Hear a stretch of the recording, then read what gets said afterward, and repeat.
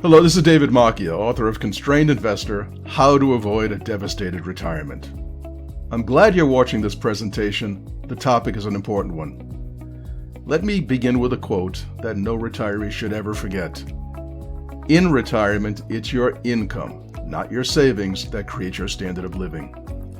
If there ever was a statement that more directly signified the benefit of a lifetime income from an annuity, well, I can't imagine what it would be.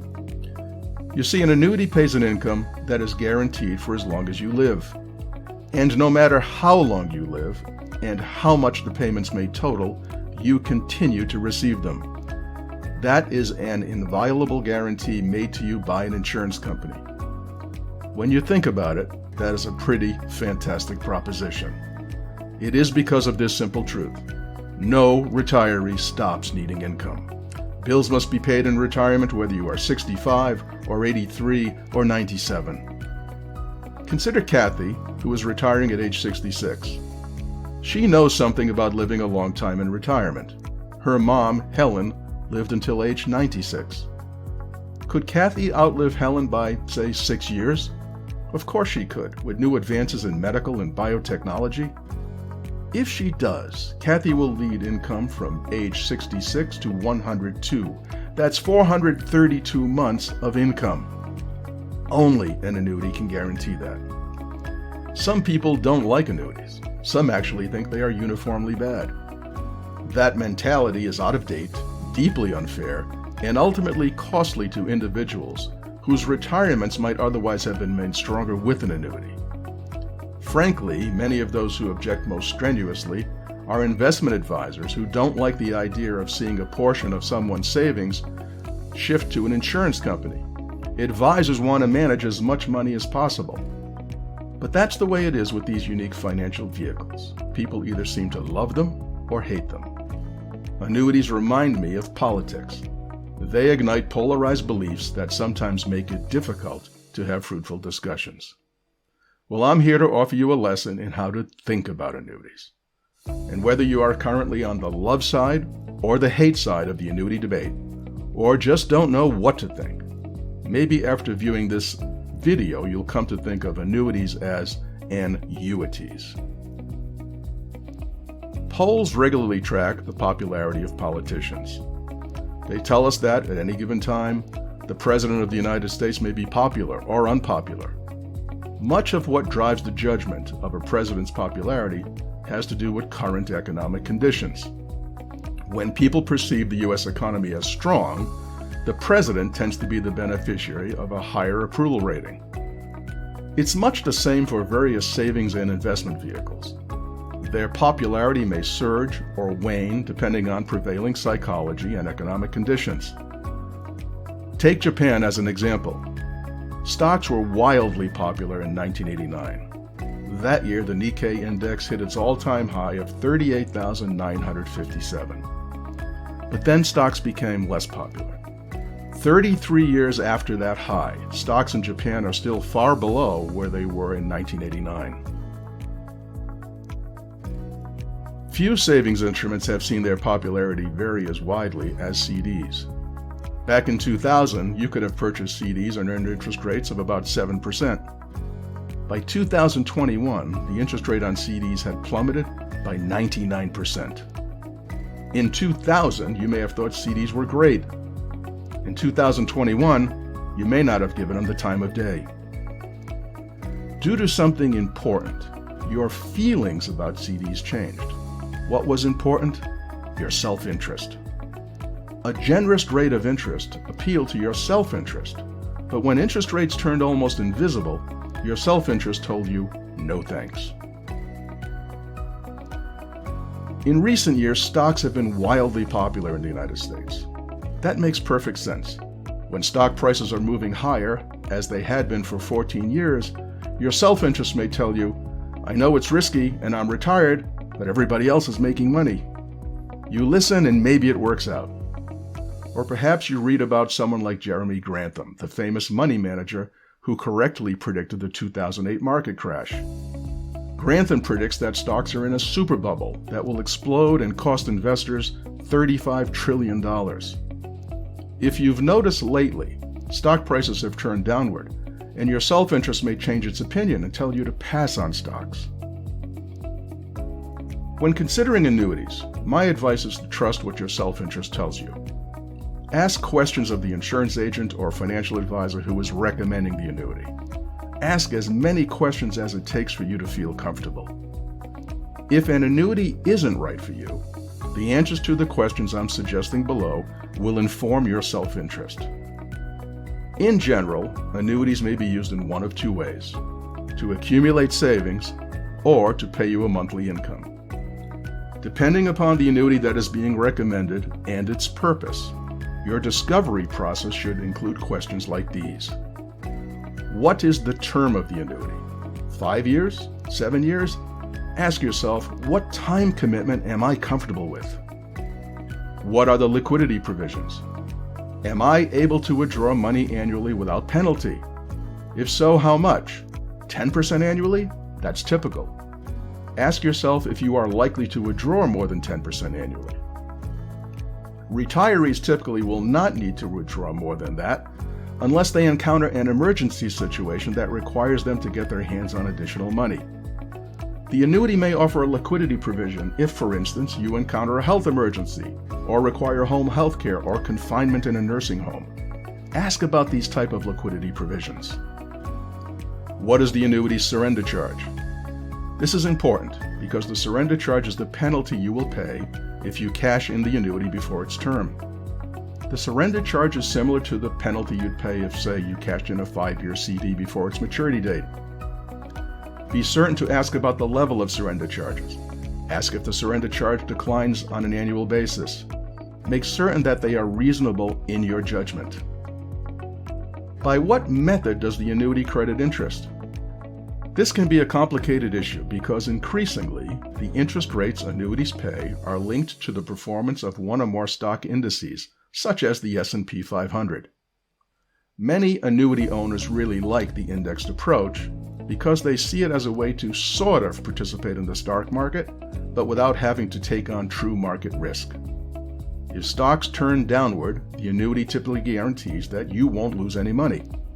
If stock prices move upward, you will receive interest based on a portion of the growth in the stock index. Here's an example. Assume that over the course of 1 year, the stock index increases by 12%.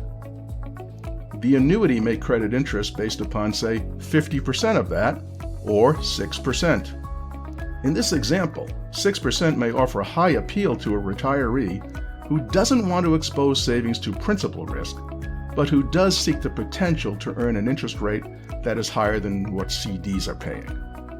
6%, of course, is a great deal higher than current CD rates. Essentially, the annuity owner trades away some of the upside growth potential found in investments in return for protection against loss. For many retirees, this is a compelling value proposition. Personally, this is my favorite aspect of annuities. Because annuities are unique among all financial vehicles, they alone can guarantee the payment of an income for as long as you live. Let me remind you once more. In retirement, it's your income, not your savings, that creates your standard of living. Financially, nothing is more important to a retiree than his or her income. No retiree stops needing income. In my view, losing one's income is a retiree's worst financial nightmare. With an annuity, it doesn't happen. In their purest form, annuities are similar to Social Security. In fact, Social Security is a great big annuity system, one that pays its beneficiaries retirement benefits in the form of monthly income for life. When in 1935 the original Social Security legislation was filed, Social Security was described as a system of mandatory old age annuities. I always tell people, if you like receiving income from Social Security, you should equally enjoy receiving income from an annuity. In order to pay someone an income for life, annuities, including Social Security, must be funded with dollars. Social Security is funded over your working lifetime with small periodic deposits deducted from your paycheck. Annuities are typically funded by depositing a lump sum of money with an insurance company. For example, a retiree, Susan, has accumulated a nest egg of $1 million. At retirement, Susan is concerned about meeting her vital living expenses. She loves the idea of receiving an income that she knows will last as long as she lives. Guaranteed income gives her peace of mind.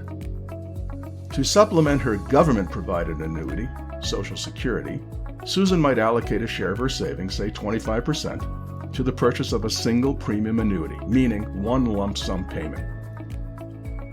Why would Susan place $250,000 in an annuity in exchange for 12 monthly paychecks of $1,500? In other words, to receive $18,000 per year for life? Well, for a couple of reasons. First, Susan is female. In general, women live longer. Susan's mom lived till age 94. In good health, Susan believes she could live longer than her mom did. She could need income that lasts for 3 or 4 decades. That means needing income for hundreds of months. In terms of peace of mind, the certainty of the annuity income allows Susan to feel confident that her financial future will be more secure. At times, criticism of annuities has been warranted. Some annuity contracts were designed with extremely complex provisions, such as withdrawal penalties that went on for very long periods of time, or imposed strict limits on the amount of money the annuity owner may withdraw, or may have had excessive costs, or maybe incorporated all of these poor qualities in one annuity. I call this the bad apple type of an annuity, and happily, they have been mostly thrust out of existence. The truth is, it's easy to find annuities with consumer-friendly features. The most vociferous critics of annuities tend to be certain investment advisors who are, in my judgment, compromised in that they have a competing financial agenda. As I said earlier, some investment advisors view annuities as competition for investors' savings. If the investor's money is sent to an insurance company to purchase an annuity, that's money the investment advisor can't manage and earn fees on.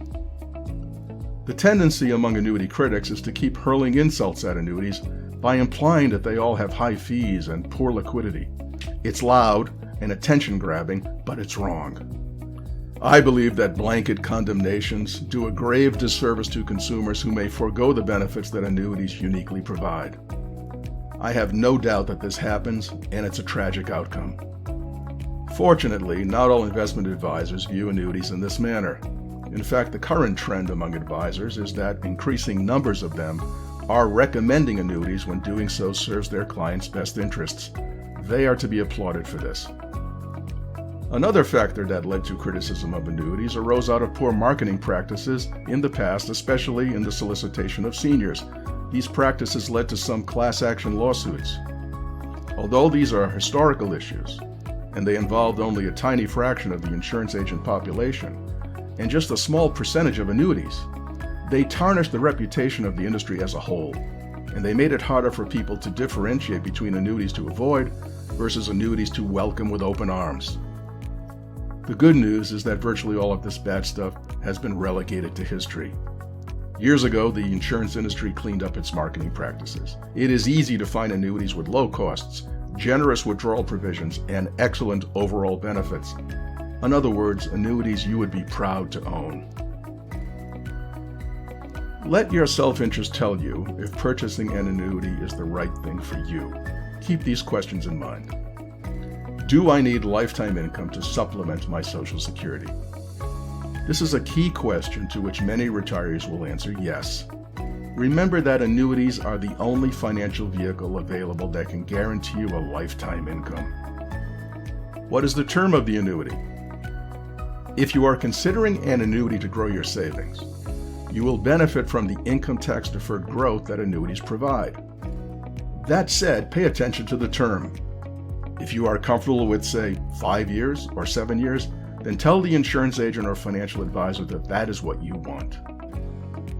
What are the withdrawal provisions? Be sure that you can access a portion of your money without penalty and in an amount that works for you. How is interest credited? You may be comfortable with having interest be a function of the performance of a stock index, or you may prefer a simple and more traditional rate of interest that the insurance company declares periodically. Typically, the rate of interest the annuity offers will be higher than the current CD rates. Some annuities can simultaneously offer both types of interest crediting. Choose the type of interest crediting that makes you most comfortable. What are the financial ratings of the insurance company? Rarely do insurance companies fail. However, some insurers are financially stronger than others.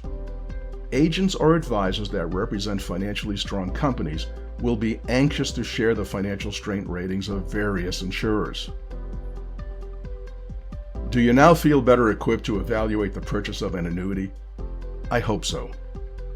If you follow this question and answer process, your self-interest will speak to you. Listen to it. It will tell you if the annuity being recommended is the right thing for you. Thank you for watching. This is David Macchia.